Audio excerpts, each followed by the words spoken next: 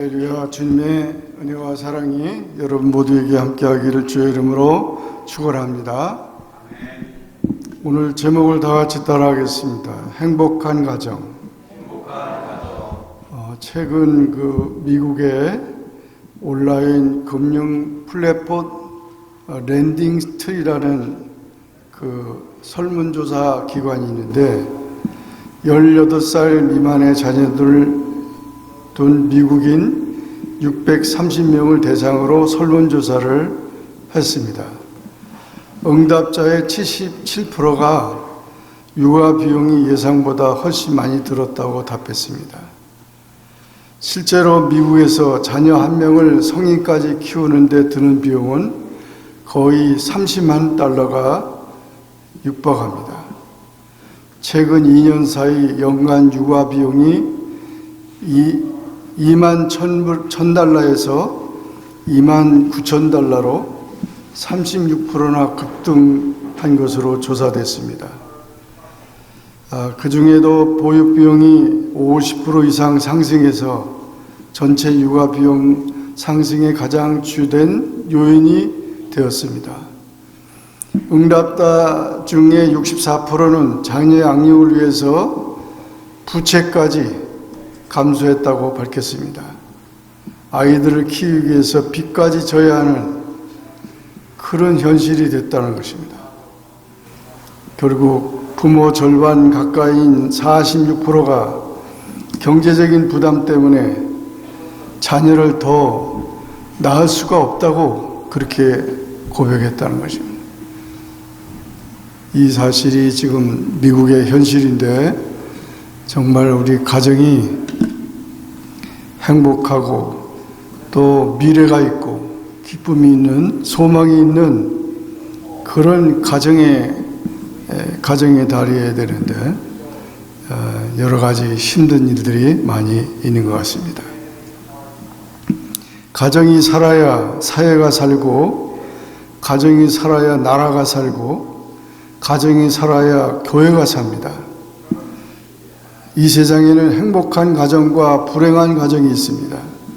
우리 가정은 행복합니까? 왜 우리 가정은 행복하지 못합니까?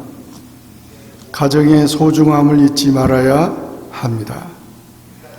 우리는 또 이민 생활을 하고 있는 사람들인데 고향도 멀고 친척도 거의 없습니다. 어떤 가정이 행복한 가정입니까? 오늘 본문은 우리에게 그 행복한 가정을 소개하고 있습니다. 시편 128편은 결혼 예식이나 가정 식탁에서 가장 즐겨 사용하는 말씀입니다. 다 같이 한번 따라하겠습니다. 하나님을 경외하는 가정. 1절 4절 말씀 보면 여호와를 경외하며 그의 길을 걷는 자마다 복이 있도다. 여호와를 경외하는 자는 이같이 복을 얻으리로다. 그래서 첫 번째로 행복한 가정은 여호와를 경외하는 가정이어야 된다는 것입니다. 경외라는 말은 히브리어의 이르바인데 위험 때문에 생기는 근심이나 불안과 공포를 말합니다. 잠언 1장 7절에도 여호와를 경외하는 것이 지식의 근본이라고 했습니다. 여호와를 경외하는 것이 지식의 근본이오늘 미련한 자는 지혜와 훈계를 멸시하느니라 그랬습니다. 하나님은 우리에게 가정이라는 낙원을 주셨습니다. 그래서 가정의 중심은 부모도 자녀도 직장도 돈도 아닙니다.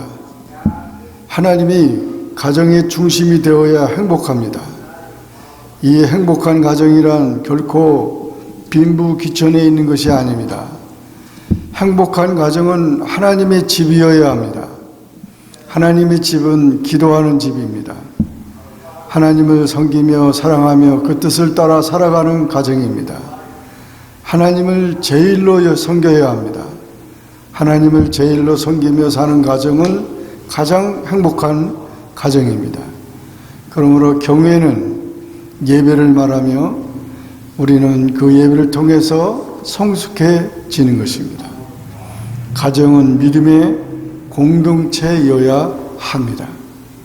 여러분의 가정에 여호와를 모시고 여호와 중심으로, 하나님 중심으로 사는 행복한 가정이 되기를 주의 이름으로 축원합니다. 두 번째, 다 같이 따라하겠습니다. 함께 일하는 가정. 2절 말씀 보면 내가 내 손이 수고한 대로 먹을 것이라 내가 복되고 형통하리로다 말씀했고, 신명기 28장 8절에도 여호와께서 명령하사 내 창고와 내 손으로 하는 모든 일에 복을 내리시고 내 하나님 여호와께서 내게 주신 땅에서 내게 복을 주실 것이다 해서, 우리가 수고하고 또 하나님이 복을 주심으로 인해서 이 일하는 가정이 복을 받는다는 것입니다. 사도 바울도 데살로니가 후서 3장 10절 12절에 보면 우리가 너희와 함께 있을 때에도 너희에게 명하기를 누구든지 일하기 싫어하거든 먹지도 말게 하라 하였더니 우리가 들은즉 너희 가운데 게으르게 행하여 도무지 일하지 아니하고 일을 만들기만 하는 자들이 있다.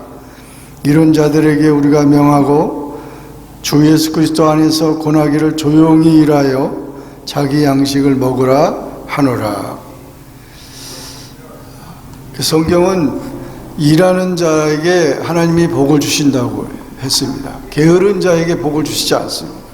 수고하는 자, 게으른 자에게는 개미에게 가서 배우라고까지 했습니다. 잠언 6장 6절 게으른 자여 개미에게 가서 그가 하는 것을 보고 지혜를 얻으라. 또 갈라디아서 6장 7절에는 심은 대로 거둔다고 했습니다. 스스로 속이지 말라. 하나님은 업신여김을 받지 아니하느니 사람이 무엇으로 심든지 그대로 거두리라고 했습니다.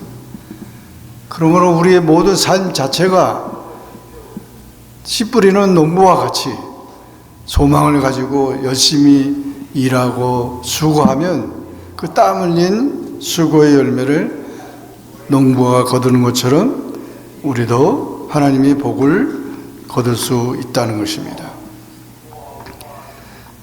그래서 이 뛰는 것보다 편한 건 뭐겠어요?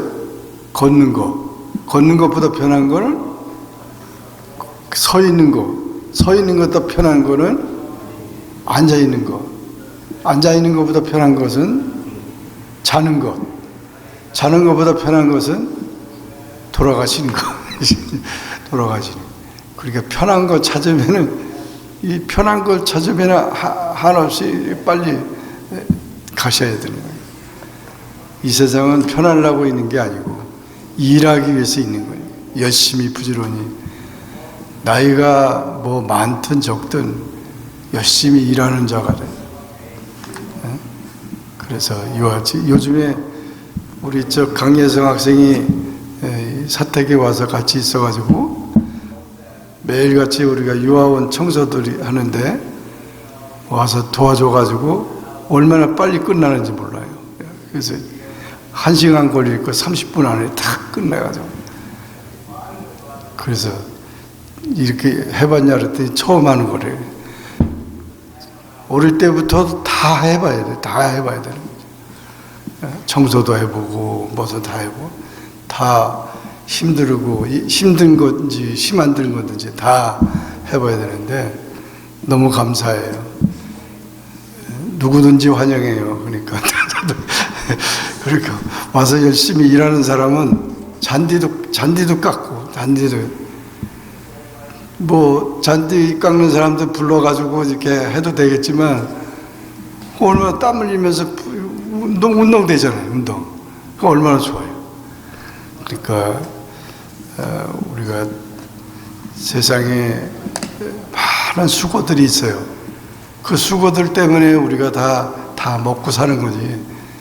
그러니까 다 열심히 일을 해야 합니다. 직업은 육신의 생활을 영위하는 데 참으로 중요한 요소입니다. 하나님께 영광이 되고 국가 발전에 기여하는 직업을 가져야 합니다. 직장에서도 열심히 일을 해야 합니다. 정직하고 진실하게 땀 흘리며 사는 가정이야말로 진정한 행복이 있습니다. 머리나 입으로 사는 사람들이 더 잘 사는 세상처럼 보입니다. 그런 말이 있잖아요.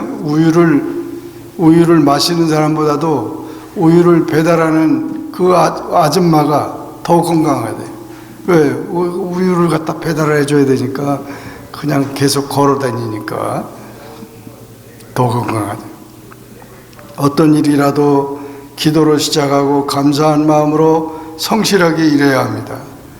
그래서 일하는데도 복이 임해야 되고, 또 우리가 이 세상을 살아갈 때 필요한 돈도 필요한 것도 하나님이 주셔야 되고, 우리 사업이나 직장이나 다 하나님이 복을 주셔야 되는 것입니다. 가정은 행복을 저축하는 곳이라고 우찌무라 간조는 그렇게 말했습니다. 여러분의 가정은 행복한 가정이 되려면 모두가 다 열심히 일하는 가정이 되기를 주의 이름으로 축원합니다. 세 번째로 다 같이 따라하겠습니다. 화목한 가정. 3절 말씀 보면 내 집 안방에 있는 내 아내는 결실한 포도나무 같으며 내 식탁에 둘러앉은 자식들은 어린 감람나무 같으리로다. 얼마나 참 아름다워요. 자기 그 아내는 포도나무 같고 자식들이 이렇게 많은데 그 자식들은 감람나무 같다. 이런 표현을 했는데, 포도나무는 뿌리를 깊숙이 내립니다. 번영과 풍요로움과 기쁨의 상징입니다. 이 집이 하우스가 돼서는 안 돼요. 식구들이 먹고 자는 집입니다. 하우스는 홈이 돼야 되죠. 따뜻한 식구들이 정을 나누고 화목하게 아름답게 살아가는 가정이어야 합니다. 하나님의 축복 중에 가장 큰 축복은 가정입니다.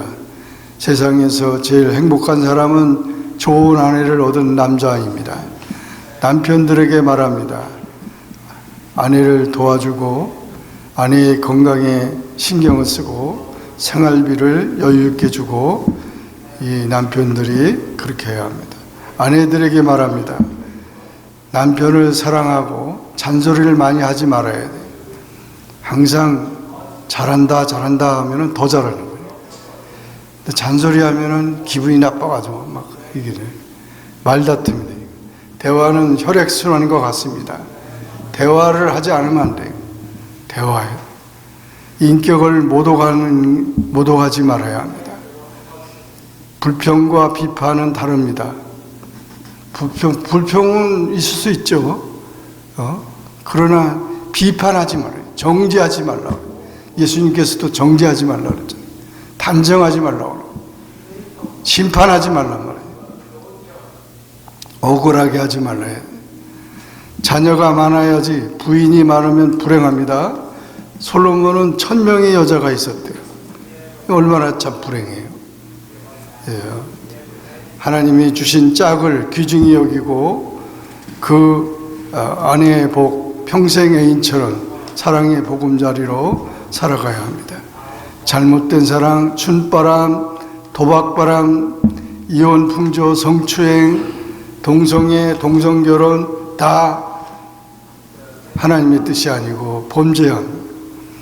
잠언 15장 16절 17절 가산이 적어도 여호와를 경외하는 것이 크게 부하고 번뇌하는 것보다 나으니라.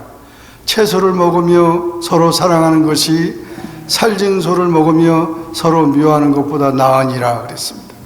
진수성찬을 차려놓고 싸우는 것보다 마른 떡 한 조각을 가지고도 화평하는 것이 낫다고 하는 것입니다.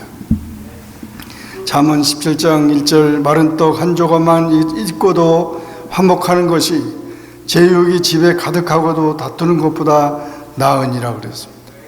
마태복음 5장 9절 화평케 하는 자는 복이 있나니 그들이 하나님의 아들이라 일컬음을 받을 것이며 라고 했습니다. 가정은 평화의 동산이어야 합니다. 가정을 화목하게 해야 합니다. 화평의 비결은 서로 이해하는 마음과 책임을 다하는 것입니다. 집에 들어가기가 싫다 그러면 안 되죠. 가정 폭력이 있어서 매 맞는 남편, 매 맞는 아내가 있고, 남편과 아내, 아버지와 아들과 딸이 매일같이 싸웁니다. 집을 전쟁터로 만들어 놓았습니다. 배가 고플수록 부부싸움을 더하게 된대요. 세상의 불행과 재난과 범죄의 원인이 대부분 가정에서 온다는 것입니다. 부자관계, 고부관계, 형제관계, 친구관계가 원만해야 합니다. 가족관계는 서로 사랑하고 존중하는 데 있습니다. 골로새서 3장 21절 아비들아 너희 자녀를 노엽게 하지 말지니 낙심할까 함이라. 감람나무는 올리브나무인데 오래 삽니다. 수백 년을 삽니다. 귀하고 쓸 가치가 큰데 사용하는 나무입니다. 감람류는 등불을 켜는데 또 왕에게 기름 부을 때 사용합니다. 이 감람나무가 자녀들이 감람나무가 같다 그랬으니까 자식 복, 소망, 장래, 평생 그 자녀들을 친구처럼 여겨야 합니다. 아이들의 인격과 권리를 귀중히 여겨야 합니다.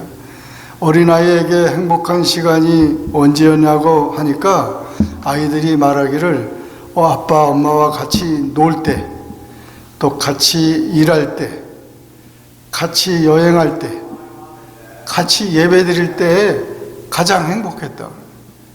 그러니까 같이 해야 되는 거예요. 바쁘다고 그냥 뿌리치면 안 돼요. 시편 127편 3절 보라 자식들은 여호와의 기업이요 태의 열매는 그의 상급이로다. 가정은 민족과 행복의 근원이라고 마틴 루터는 말했습니다. 가정은 도덕의 학교라고 베스탈로치는 말했습니다. 가정은 인류의 요람입니다. 우리는 모두 가정에서 태어났고 자랐고 가정에서 인간이 만들어졌습니다. 자녀들이 존귀한 자가 됩니다. 꼬리가 되지 아니하며 머리가 되고 모든 사람을 지도하는 빛의 자녀로 키워야 합니다. 바른 가정을 세워야 합니다. 가정이 지상 낙원이 되어야 합니다. 나보다 후손들이 다 잘 돼야 합니다. 행복한 가정에서 훌륭한 인물들이 배출됩니다. 어린이들이 보는 훌륭한 아버지 상은 첫째가 부부 화목이죠. 싸우지 않는다는 거죠.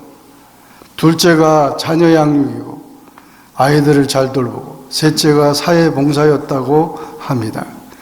영혼 없는 신체가 사람이 아니듯이 사랑 없는 가정은 가정이 아닙니다. 가정은 사랑을 만드는 공장이요 부모는 사랑을 제조하는 직공입니다. 모든 행복한 가정은 서로가 닮아 있지만 불행한 가정은 어느 사람이나 따로 놀고 불행합니다.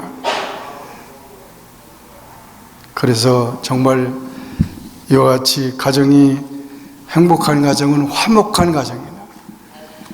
어떤 일이 있어도 어떤 희생이 있어도 화목을 깨트리지 않아요. 깨트리면 유리 깨진 거나 마찬가지예요. 상처가 너무 크니까. 그러므로 끝까지 화목을 위해서 행복한 가정을 만드는 우리 모두가 되기를 주의 이름으로 축원합니다. 마지막으로 다 같이 따라하겠습니다. 교회를 섬기는 가정. 5절 6절에 보면 여호와께서 시온에서 내게 복을 주실지어다. 너는 평생에 예루살렘의 번영을 보며 내 자식의 자식을 볼지어다. 이스라엘에게 평강이 있을지로다 했습니다. 시온은 예루살렘을 말합니다. 예배드리는 성전이 있는 곳입니다. 오늘날의 교회를 말합니다. 다윗은 시온에서 하나님께 예배드렸고 솔로몬 왕은 예루살렘에 성전을 지었습니다. 아브라함은 하늘의 별과 같고 바닷가의 모래같이 하나님께서 그렇게 복을 주신다고 했습니다. 디모데는 로이스와 유닉의 영혼의 그 고향을 통해서 훌륭한 인물이 됐습니다. 교회 생활이 복받는 생활입니다. 교회는 성도들의 어머니입니다. 초대교회는 가정교회의 신령한 사랑과 안식과 평안이 있었습니다. 암탉이 병아리를 품듯이 교회가 부흥되기를 힘써야 합니다. 예배 시간 교회 모임에 빠지지 말고 열심히 모여야 합니다. 마태복음 6장 33절 그런즉 너희는 먼저 그의 나라와 그의 의를 구하라. 그리하면 이 모든 것을 너에게 더하시리라 하신 말씀은 세상의 모든 것을 먼저 구하지 말고 먼저 교회와 먼저 하나님 나라를 구하라는 것이죠. 우리 학생들도 우리 교회 학생들은 참 이렇게 잘 열심히 신앙생활 잘하는데 대학을 가면은 교회를 떠나고 부모가 안 보고 뭐 이웃도 안 보고 그러니까 자기 마음대로 그렇게 하면은 안 되는 거죠. 교회가 많이 생겨야지 경찰서, 교도소가 많이 생겨가지고 되겠습니까? 영적 가정이 중요합니다. 마태복음 12장 46절 50절에 예수께서 무리에게 말씀하실 때 그의 어머니와 동생들이 예수께 말하려고 밖에 섰더니 한 사람이 예수께 여짜오되 보소서 당신의 어머니와 동생들이 당신께 말하려고 밖에 서 있나이다 하니 말하던 사람에게 대답하여 이르되 누가 내 어머니며 내 동생들이냐 하시고 손을 내밀어 제자들을 가리켜 이르시되 나의 어머니와 나의 동생들을 보라. 이 누구든지 하늘에 계신 내 아버지 뜻대로 하는 자가 내 형제요 자매요 어머니라 하시더라. 예수님께서 육신의 마리아 그 동생들이 왔는데도 그것을 먼저 얘기하지 않고 여기 하나님 말씀 듣는 이 제자들과 이 모든 무리들이 다 내 부모요, 내 형제요, 내 자매라고 그렇게 말씀해요. 영적 가정에 대해서 말하고 있는 거죠.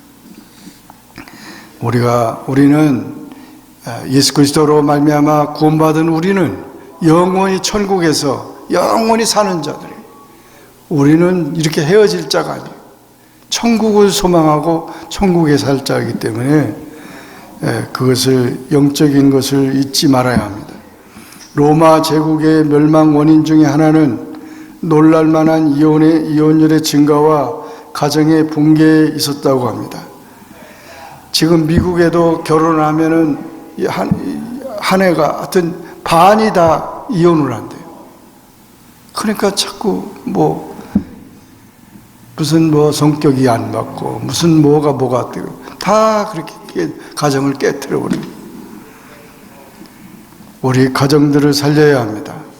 가정은 문화의 근원이고 도덕의 근원이고 행복의 출발점이고 신앙의 출발점입니다. 가정이 잘 되는 나라는 부흥하고 가정이 잘 되는 교회도 부흥합니다. 순종과 사랑과 기쁨과 평안의 가정을 만들어야 합니다. 예수님의 말씀대로 가정은 교회 같고 교회는 가정 같은 그런 행복된 가정이 여러분의 가정이 되기를 주의 이름으로 축원합니다. 기도하겠습니다. 사랑의 주님, 감사합니다. 올 가정의 달에 또 가정에 대한 말씀을 우리에게 주셔서 감사합니다. 정말 행복한 가정, 복된 가정을 만드는 또 그 하나님이 주시는 그런 가정으로 우리가 행복하게 살아가는 우리 모두가 되게 하여 주옵소서. 예수님의 이름으로 간절히